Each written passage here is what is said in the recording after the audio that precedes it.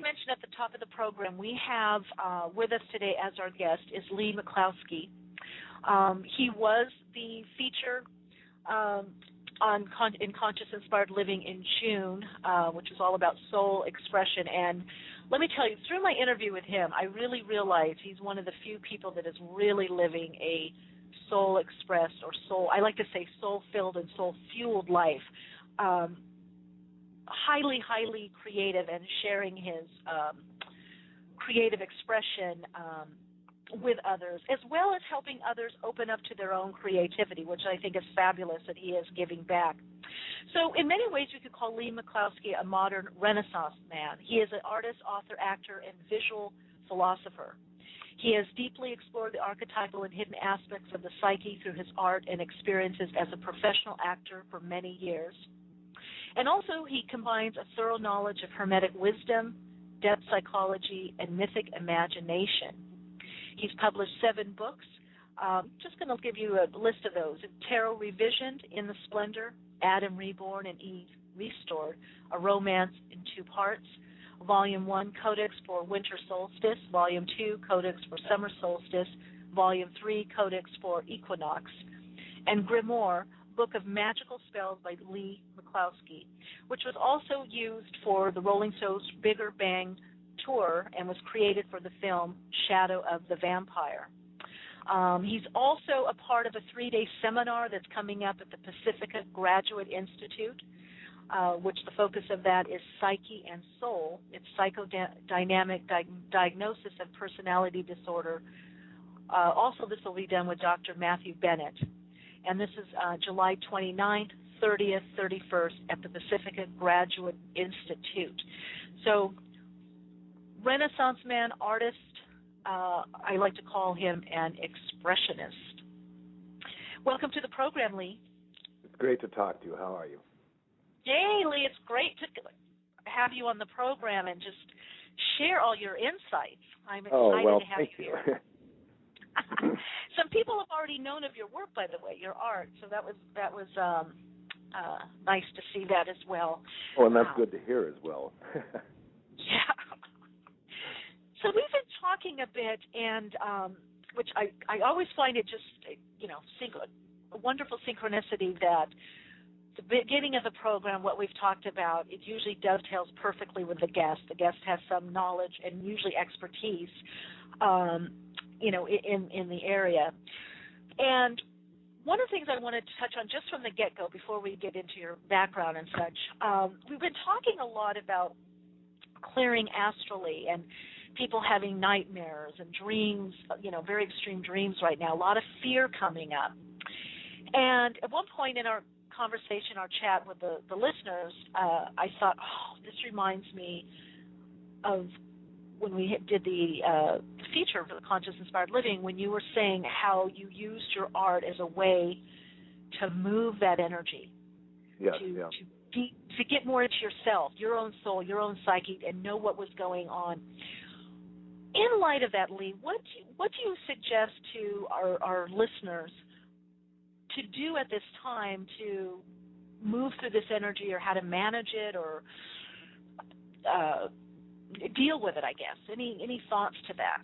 I think that the first thing that we need to do is to give ourselves permission, that we have to become the permission givers. Oftentimes we resist our own energetic mentoring, and when things become extreme and the energy starts to amplify, it's dissolving our old patterns, and so it brings a lot of fear with it. And because it is energy rather than form, consciousness that is awakened by the intention we put into it, what I found over the years, and especially when I had a long number of years of lucid dreaming and out-of-body experiences, I learned that there was a great relationship between how we think. Almost, I would say, if a person's experiencing difficulty or nightmares, to give themselves permission before they fall asleep to become conscious and to willingly understand that what they're experiencing is energy, and that what will dissolve the darkness is absorbing rather than resisting, and the illusion or the outward effect will become lessened. It's almost as if you would say what's being translated is a very large wave, and so it comes at us with images and forms and fear, but it's saying, let your body move with his energy. You will no longer be undone by it, but your resistance will amplify essentially the difficulty you're having. It's really a type of Aikido. It's learning to, and it's as I say, we must be vigilant. We must do this incrementally by giving ourselves permission to say, I will, when I become fearful, when I was in the dream state, I learned to breathe out through the top of my head to circulate the energy down through my feet. And to do this as a type of breathing, almost you would say, if fear approaches and we can breathe deeply, we oxygenate our perception and it allows us more choice rather than just reacting. We can start to say, I know what this is. This is energy, so I will embrace it rather than resist it. You see, and this is what because we're moving from a reactive universe to a co-creative universe, which means we will each have a type of holographic responsibility to say, these are my energies, which are trying to be restored to my conscious usage, but I must take responsibility for them. Therefore, they're mentoring me, even if I don't understand how they are doing it. It's a bit, we can use the image of being thrown into the water at night, and what it's teaching us is the water itself. It's saying you're a great swimmer, dive in, and we've been thrown into the waters, and what's going to happen? So, Lee, are you saying that these images that we all are seeing is really energy, but it's coming through in scary images? Absolutely. It is, and we can take the quantum field look at this. In other words, whatever we put into the energetic field, we have reflected back to us. I found this when I would encounter demonic or witch-like figures in the lucid dream state, and I realized that they really were simply holding an energy pattern, a bit like an actor in a play, that was almost saying, until you are no longer afraid of me, until you can come and realize that I am your own creation, you will tremble before me. But at a certain point of your maturity, because you trust your own energies more now, you will see that I am not really this dark figure, more that I'm part of a symbolical landscape that says you must understand, as in music, there's both a minor and a major chord. There's the same thing in the symphonic nature of consciousness. What's happening now is so much is opening up. But if you look at the outer world, there's also a flood of images and information, and people are, to a great degree, drowning in both worlds. But it's teaching us to swim. That's why I say we are moving into a type of artistry of consciousness that says it's no longer a belief system, it's a participation system. I love that, a participation system. Yeah. But why does it come through in images? Feeling, and you start to. This is why I said about, you asked me about the art. When I was studying acting at Juilliard, I could not connect with the violent energies I needed to find for a character, and so I started to take from an example of a calligrapher I'd watched who talked about prana and chi and this relationship to breath, and I thought, well, if I start to use paint not as an artist, but rather as a medium of creation where I could connect with these energies, I will see what I can draw out of myself. And that's why I say the art that people know and they look at now is based entirely from this energetic premise, because I had so much energy, I had to learn how to navigate it. There's an old expression, we are either living or being lived. And that's why a lot of the things I try to teach people and share with people is once we can take it out of ourselves, and as I say, stop worrying about being an artist. It's about being a creative adventurer and using the tools of creation for that adventure. Paint is our oldest medium.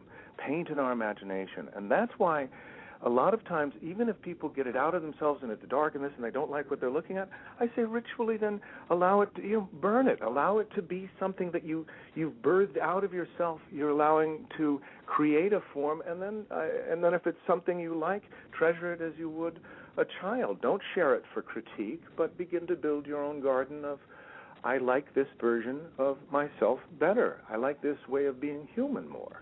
And that's a creative choice we all make with our consciousness. We either choose fear or we choose a sense of, with this fear, I will learn to swim better. because we're navigating consciousness. It's not a static thing. It's not a place, a location. It's, we're the whole thing. We are the holographic suns, SUNSs. And that's a big shift. It is a big shift. And is it remembering this, or people learning this, that we are all of it? It is holographic. What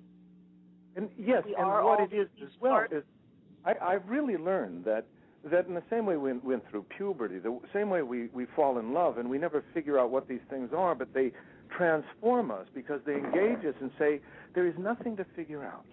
There is a mystery here that once you step in, once you surrender to the possibility that you don't need to know everything, then you can take the adventure. We've been taught the opposite for years. And so we have an incomplete sense of ourselves. We have a sinful picture, or a type of predatory picture, or a type of dark or cynical picture that we have fed ourselves upon. And this is one of the things that we have to do, which is to begin to shift creatively the assumptions about who we think we are. And one of the reasons why I love what's appeared in my studio, my hieroglyph of the human soul, which began on 9/11 when the towers came down. But if people go to the website, they can see the images and realize the mystic. Yeah, let's give that. I put it in the chat, but it's LeeMcCloskey.com, and we're speaking now of the hieroglyph of the soul. If you can touch on this for our listeners.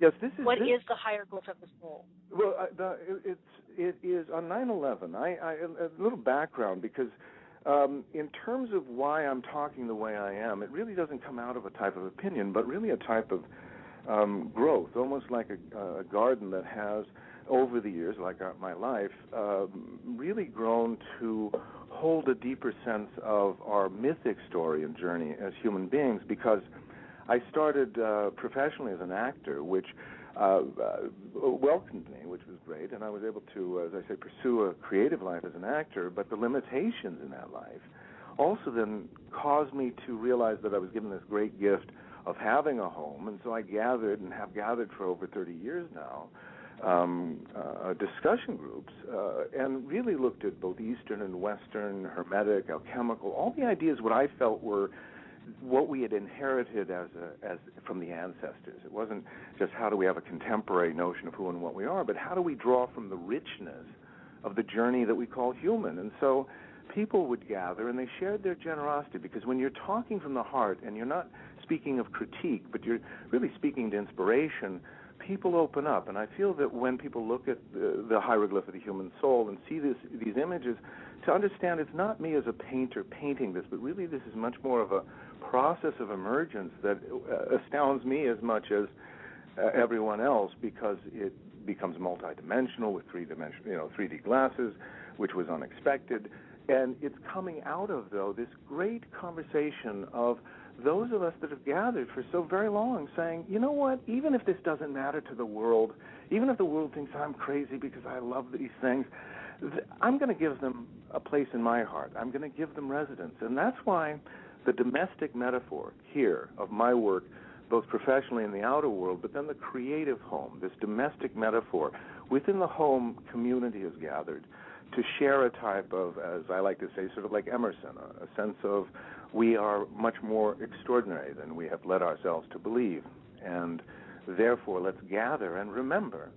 And so I spent 17 years working on the major arcana of the tarot, not expecting to write a book, which I have, and really a very, it's a book that I feel will transform people's perception of archetype and the knowledge of these inner landscapes, because again, like art, I didn't approach it as a type of belief system.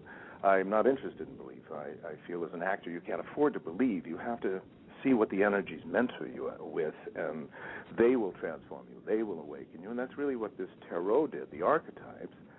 And they created what I see as they're in black and white, and I say they become like the piano keys. They show us the notes, the differentiation that allows us to understand why we've gone through the time of the Father, this sense of we have learned hard and difficult lessons across the ages of the difference between things. That takes us back to Aristotle and all of that. And we've been journeying in terms of self-reflection. But why it's so interesting on 9/11 when the towers came down, I had a type of Noah moment. I just thought, the last flood was the outer world and water, and I said, this is the inner world. And on 9/11, there was a sense of the boys of the apocalypse are at it again. You can't, figure out what to do with Act 3, so you destroy everything. And I just found in my Hollywood years that was always the sign of hack writers. And what I looked at history as is an example of a lot of fine writing, and I thought, well, I'll start to tell a different story. And bingo, that's when this language called the Watcher language spontaneously erupted, and I have followed it now for over 10 years, and it has woven the story of our journey as beings that don't come from not knowing, but came from vast knowing and came here willingly, yearning to forget so that we could explore unique creation, unique awakening. And that's why I say, I go back to the domestic metaphor. It's saying that home, your heart, is your beloved. Cherish the unique intimacy of the journey that is your part of the human journey, because we're going to understand that each of us have asked questions for this great consciousness about what does it mean to be human.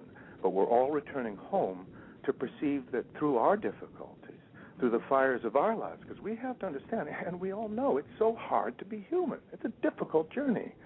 So we have to have compassion not simply for ourselves, but for our ancestors, and to see that it's been a long and sorrowful, painful journey that we wear not simply in our own mind, but in our bodies, in our DNA, in our very weave.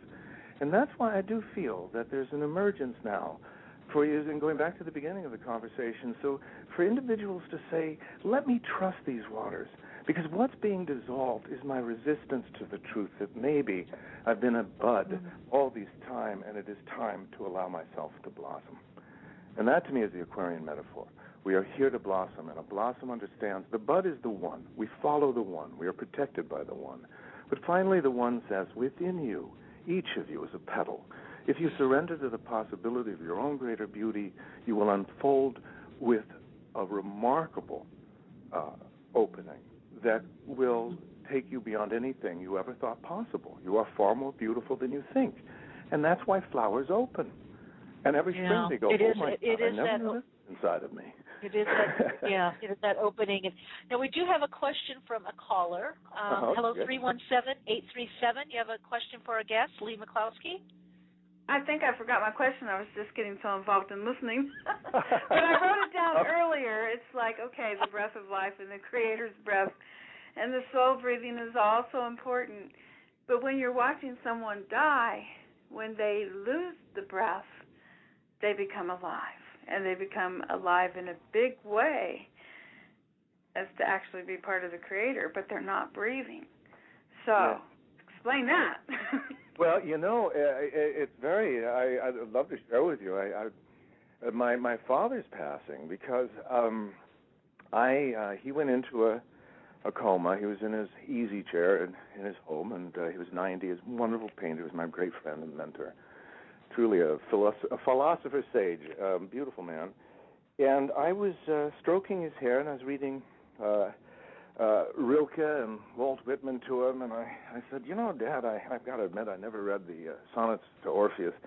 And I heard him inwardly say, and he laughed, and he goes, never did myself. And I thought, my God, there's my dad. And I was reading the poems, and suddenly I felt an extraordinary pain in my left hand where I was stroking his hair. And I looked, and it was almost as if I was looking into Agni, this sense of really almost like where you're not supposed to look. But what I saw coming out of the top of his head and through my left hand was a type of molten lightning bolt, umbilical connection.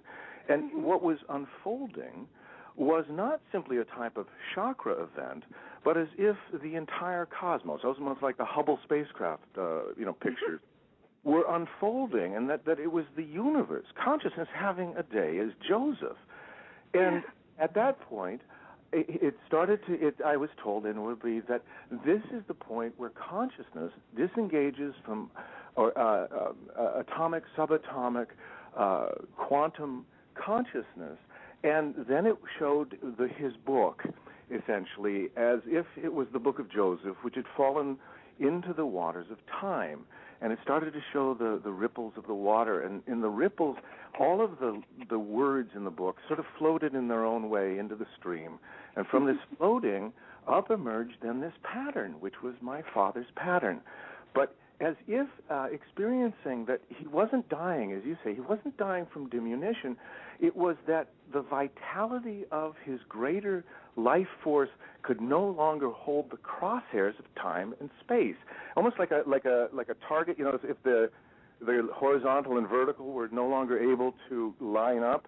And what was happening was that as the ripples that were my father's life went through this vertical, I could almost sound, it's more of a sound, like, as it moves through this energy, on the other side was a flat pattern, but that it was, I looked up and it was as if the book was being, all the waters were being pushed out of it, and so they were falling back into the waters of time. And it was saying that everything that was of the waters of life and time flow back into the resource, and the life now lived, of course, is part of this great Akashic library. And what was astounding to me was the sense that it wasn't the death through diminution. It was that death is when we can no longer resist our own greater vitality.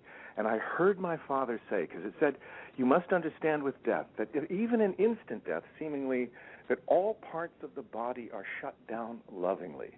And it told me that there would be hours, as if rooms in a house, that they were all being sort of shut up and cleaned out, and the house was being vacated, and it would take 18 hours. But this sense, it was done lovingly. And that my father then, the last thing I heard him say, he said, I chose when to come, and I choose now to leave, and no hand could have brought me forth sooner, nor stayed my hand a moment longer. I choose now to leave.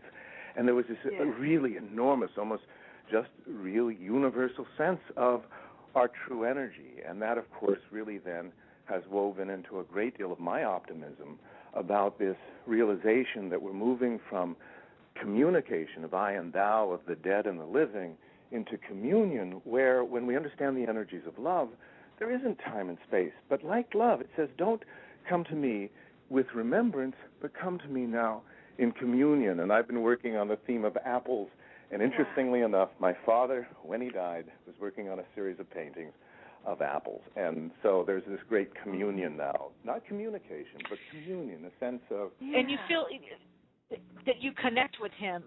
It's he's in you, you're in him. Yeah, and you know, it's interesting because in my discussion groups, every Tuesday night, I always do a little bibliomancy. I always close with Emerson, who I adore absolutely. And it is as if, and I say it's not even as if, Emerson is listening, because whatever I choose always adds to and, in a sense, brings full circle whatever the discussion was about. It's astounding, but that's why I start to understand ideas aren't in form. I asked my dad about his legacy. I said, you know, Dad, what about your legacy? And he said, listen, don't worry about me or what I did. That's not interesting. The only thing that's interesting is look to my paintings. The best of me is there. Everything that ever mattered to me is in my paintings. And I thought, wow, that's talk about allowing yourself to live vibrantly and not fear death. He thought death, he said, death is more interesting than NASA. So, you know, I mean, I just honor that this sense that we're, you know, the ancestors are now telling us, don't be so afraid. Don't hold on. You're more interesting than you think. Yeah. Does that answer your question? Oh, yeah, that's great. I might even have to save this and quote some of it because I'm writing a story about the end of her life. So if you don't mind if I quote from you. No, please do, because I feel it's our information that, you know, and for me, because as I said, as an actor, I had to trust this inward mentoring energy. I couldn't, you know, like if you're playing Hamlet, nobody can tell you how to play Hamlet. You sort of have to just play. You have to figure out, how do I let these qualities become self-informing? And that's what I feel about, like, if you're writing about this, that realize that this is, of course, I'm sure you do, but it's mentoring you as well, because it's asking you to keep probing and realize it's not a fixed conversation, but really an implication that is now saying, what do we do with it? Now that we know the things that we know and we're being asked to adventure in ways we haven't before, what are we going to do with this opening world that we have? You know, and I think it's all part of the blossom. I really do. It is. You know. Thank you very much. You explained that exactly as it happened. Thank you. Yeah. Thank you very much. Bless you. Beautiful. Bye-bye. Yeah. And you've got the archive, too, if you need to go back and re-listen. Yes, exactly. Yeah. Archive. Yeah, exactly. I do. I speak at times with a few arabesques. Well, it's good to have the archives. Lee, you talk about this mentoring. You talk about that you were mentored, and then this, whether you were acting, film, TV, play, writing, painting, this mentoring. What can you share with others of how to tap in, listen to, or not be afraid of their own inter-mentoring? Well, again, it sort of goes back to the beginning when I said about being permission-giving. I think that one thing, if people can think about acting for a minute, in a way, an actor looks at a role and realizes that every human being that they play is based upon assumptions. I am this and I am not that. And you figure out, basically everyone's working in a type of assumption field. And they say, I'm, and you can catch yourself saying, I'm not like that, or, no, that's not me, I never do that. In a way, there's a type of entrapment almost energetically, because we become defined by the negatives we think we are. I'm not that, or I'm not like that, or I don't like those people. And so we become, in a way, rather than mentored by our energies, tormented by them. Because what they're trying to do is to get us to accept the responsibility that I really believe we are all on this planet, not to perform in theater, but as conscious actors, meaning we are here assuming a unique role, but in a larger theater of life. So we are playing relationships with and for one another. And I think in terms of the mentoring, many times it is looking at, how am I viewing things? Do I view myself as isolated, or do I realize that my life is in relation to other lives? So like notes in a larger musical piece, I don't look at just my problems, so to speak, but I open to the sense that maybe my problems aren't what define me. They, in a way, evolve me to finally say, I realize other people have problems, so I won't over-identify with my own, and I won't over-identify them with their problems. I'll start to think maybe these difficulties or problems ultimately open to a set of questions. Well, how can I shift from a type of gravity I've been carrying to saying I will introduce a more loving portrait of energy? And this is what I mean. In a way, it's almost like how we sculpt what we believe or what we are willing to accept to a great degree becomes the mentoring itself. Because all of the, like when I would find myself out of body, I found one, and this is why it became so helpful in writing the book on the tarot, because I could really perceive how energy becomes form and how our etiquette, essentially, our manners dictates to what degree we are given help. Because in a way, if we rant and rave and are entitled, I say, and as a matter of fact, when I had an experience where I actually had a float tank for many, many years. And I remember I went in at one point thinking, I've been working on this. I should be, I've poured my blood into consciousness. Knocking the door shall open. What is this nonsense? Knocking the door shall open. And I went into the float tank, and I found myself suddenly, after a while, I was at a door of a type of monastery. And there was a door, and I was pounding on the door, and like a speakeasy, a little window opened up and said, What do you want? And I said, and I sort of ranted, knocking the door shall open. What does this mean? That's nonsense. And I hear this little voice behind saying, what do you think we hear on this side? And I said, I don't know. I don't care. I said, we hear only the sound of wild animals. We're not going to open this door. And so a little, like the hand of a 4-year-old, the door opens just a crack, just long enough for a hand to dash out a pillow, pull itself back in, and all I heard was, learn patience. But I realized we try to storm the gates of these things. We try to take them by force. We try to change ourselves by intolerance to ourselves. And this is really saying we are an entirety, we are a system that is asking for a greater sense of tenderness, a greater sense of your energies will help you if you realize they are not out to get you. And where you see that they are out to get you, realize this is a reflection of your own resistance. But if we think from a creative point of view, it's our difficulty that creates our craft. And we are artists of consciousness. We are ancient trees, and we have to get over this one face and time sensibility and start thinking about our roots. We come up ensheathed with all that has been before. That's a DNA truth. I'm not, that's not metaphysics anymore. We are wearing the weave and the robes of the ancestors, and therefore all of the darkness and light, all the joy and sorrow of what it means to be human is ours. I say to people, stop thinking about your personal psychology. Everyone has human psychology that they experience personally. We have to invert the equation. Otherwise, we're lost in a hall of mirrors that says there's something wrong with me. And I'll tell you. So inverting the equation, so if we're not coming always from the human, tell us about that inversion, Lee. That basically when we tell ourselves, can you phrase the inversion question from your perspective? Because I could answer that a lot of different ways. Okay, so when you're saying we need to turn this around, which I agree, because we're coming so much from the human experience, either what we haven't had, what we don't have, what we do have. Usually it's a lot of social conditioning or what's materially around us. And so a lot of times there can be a lot of a focus on, limitation, lack and limitation. Absolutely. Yeah. What is that inversion to get us out of that, the little me, the little self? What's the inversion? What are some ways to do that? In the hieroglyph of the human soul, there's the journey of the turning the corner of consciousness away from the knowledge of the mother, or I love, therefore I am, and the connection through love to the ancestors, toward the journey to the west of the mirror of unique identity and self-reflection. What's interesting on this journey toward unique identity and self-reflection is where we start to think we are incomplete, because we look at this reflection away from ourselves thinking that is God, that is something I must get to, I'm not there yet.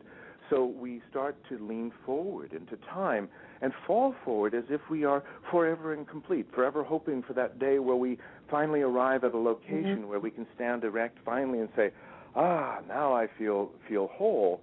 But the truth is that the wave essentially has gone all the way out in terms of self-reflection and has come back to the center. And in this hieroglyph of the human soul, in this centerpiece, we would find the face of Christ with a blind eye on the left leading toward the mirror of unique identity and self-reflection, and the scrolls like the rabbi, the law, the stern father, meaning that we are going to go through a process of differentiation, which will be the sense that I am ever incomplete. And if we think about our religious structure, you are not that. That's what Joseph Campbell was getting at. He said, religion tells us we are not that, whereas myth reminds us that we are this. And that's where it's very important, because the open eye of Christ in this work here takes us then into the knowledge of love and the Great Mother, the return of Sophia, the realization that she brings forth the knowledge of birth, creation, and origin, and we start to unite the first principle and the second principle. And so why I talk about the inversion is that when we turn away from thinking that we are an incomplete portrait, and we turn back into our DNA, and we say, wait a minute, though, I wear the robes of all creation. I am humankind in this unique face, but I am woven of all humankind. And this is what we get from Adam Kadmon in the Kabbalah, or the microprosopis and macroprosopis of the greater and lesser countenance, the microcosm and macrocosm, the holographic nature that we each, or the fractal nature, that all qualities and conditions hold and recapitulate the whole. This is what life knows, because this is what, when we talk about whole, this is where we get the the realization that we are whole and holy, meaning that we are the convergence of love and thought, standing in time to finally co-create, through our capacity to manifest, a garden that is neither outside of time, but essentially the combining is neither solely love nor thought, but lover and beloved rising to finally say we share the possibility of a new union, or a new unique creation, which is what I'm seeing in this work, is the nature of our earth, that we came here to develop the capacity to hold a unique artistry of consciousness, and therefore we move from a type of all-knowing, or let's say the Incan consciousness, where we knew our interconnectedness with all things, but we had a shared cosmology, into a mind, as Jung got at, where we individuate, meaning we separate from this sense of connectedness. But now, in this metaphor here, it says we're returning home, and so my sense of inversion is when you take it personally and say, oh, I am not that, to say, I am stuck at the mirror studying myself. I'm looking at myself in reflection of how other people are. If I turn away from the mirror, if I turn back into the conversation, I will realize, like an actor on stage, every role is essential to the theater of the questioning of what it means to be human. Every role. I love that. So every role is essential. Lee, we have a question in the chat room. Is our soul shared with the souls of our ancestors? We are the souls of our ancestors.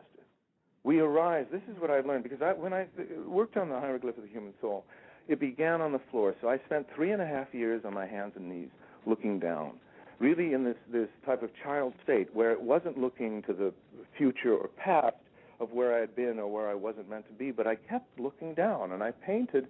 And once I discovered the 3D effect through my friend Don Estes, I started to see that what was occurring was that because I was no longer looking away, and I had returned home, and I guess the underlying mythic element in this work is that on 9/11, when the towers came down, we really went back to our knees and a sense of where are we from. And this is why I say, when I talk about we the Egyptians, we the alchemists. I don't put it in the past tense.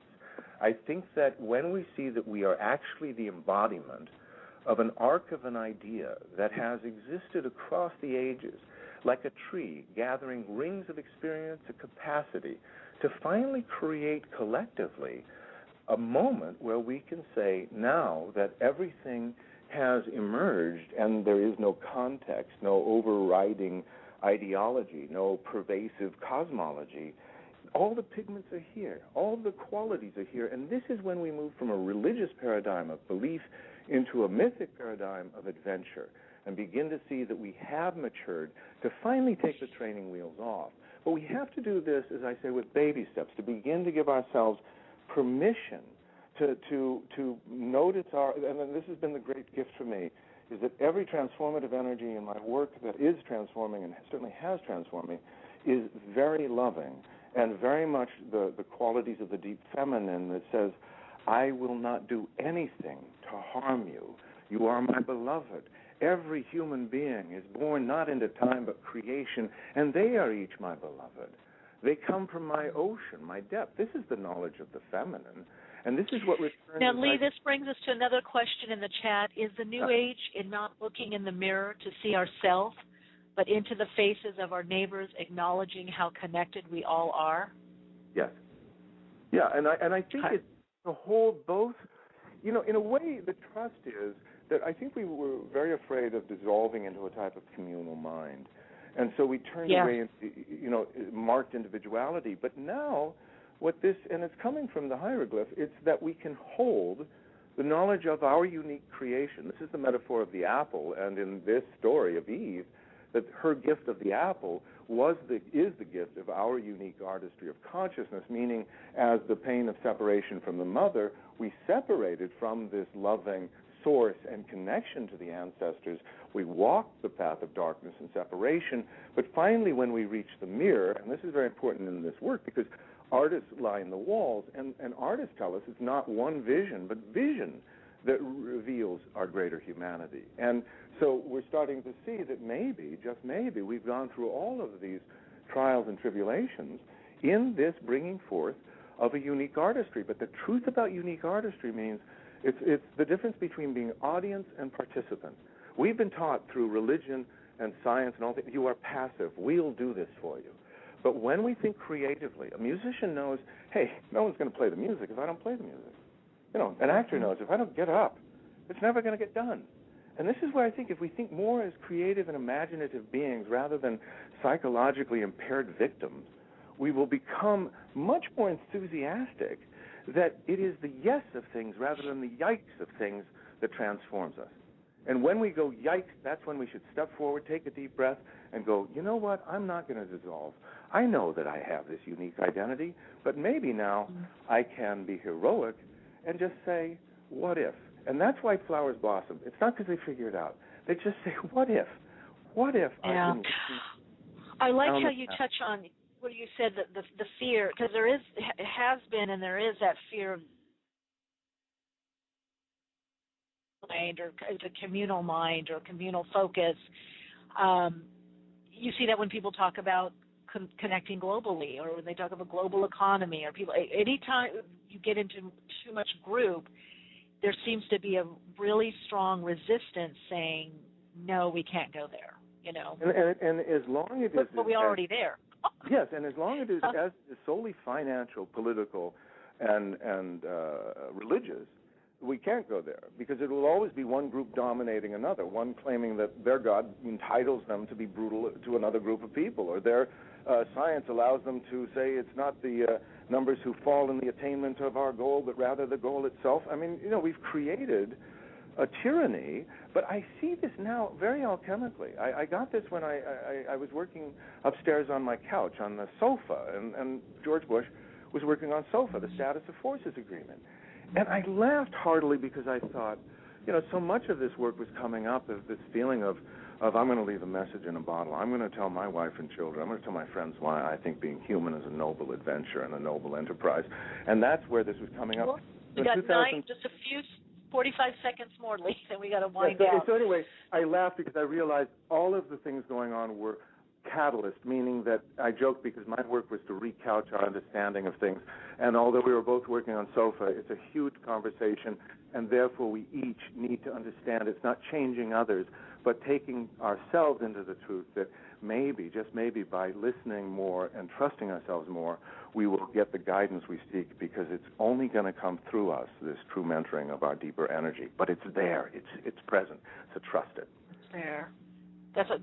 What a great message to get out, that it's there, and learning how to trust that. It is there. That's what this work is saying. Art tells us that creation doesn't belong to the artist. It belongs to us. We'll have to have you back again if you're open to that, because you've got great insight. I also want to make sure people know that you have a 3-day seminar coming up, July 29th, 30th, and 31st at the Pacifica Graduate Institute. And that's also 12.5 hours of continuing education credit. So there is professional credits for social workers. Accreditation there. Yeah, so that's really important. Great. And it's on the psyche and the soul. People can find out more information about Lee and his discussion groups, his workshops, his work in general, and you can find that on his website, leemcloskey.com. Thank you, Lee, so much for being one of our Awakened guests. So much appreciate you for being on the program. Thank you very much, and it was delightful, and have a great day, everybody. So thank you.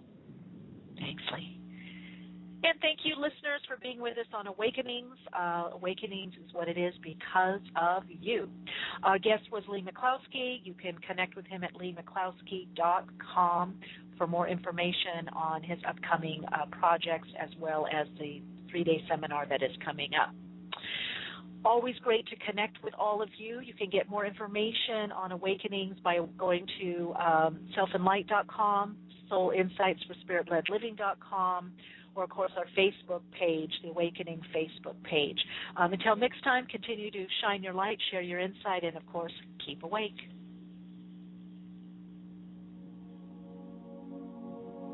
And we're ending with a little liquid mind music.